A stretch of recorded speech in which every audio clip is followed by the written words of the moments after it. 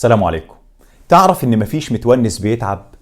الامام ابن الجوزي بيحكي في كتابه صيد الخاطر عن الونس وبيقول انه شاف 2 شايلين جذع نخلة على كتافهم، والغريبة انهم كانوا بيضحكوا مع ان جذع النخلة ده تقيل ملح. فاستغرب لحالهم وقال: فتتبعتهم، مشيت وراهم اعرف ايه حكايتهم.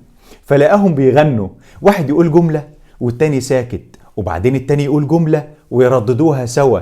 فاستنتج الإمام ابن الجوزي وقال إن الونس بيخفف الحمول والتعب ويختصر المسافات والوقت. والدليل على كده إن لو ليك زميل في الشغل بترتاح معاه هتلاقي اليوم بيعدي أوام أوام. ممكن ما تكونش بتحب المدرسة ولا الكلية، بس بتنزل مخصوص علشان هتشوف صحابك. الست تغسل وتطبخ وتمسح، ولو جوزها دخل عليها وطبطب على كتفها وبدعالها، ولا طلع منديل من جيبه ومسح عرقها، ساعتها كله بيهون عليها والله.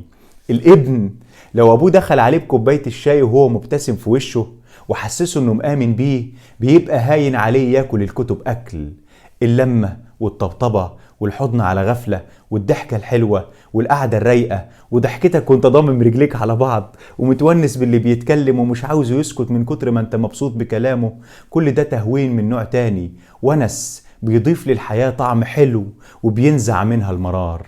سيدنا موسى لما ربنا كلفه بالنبوة طلب من ربنا طلب وقال له: اجعل لي وزيرا من أهلي، هارون أخي أشدد به أزري أو ظهري بي يا رب وأشركه في أمري.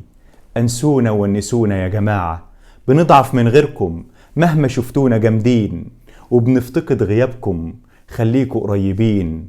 وعلى رأي فؤاد حداد: حمل الليالي خفيف لما يشيلوه 2.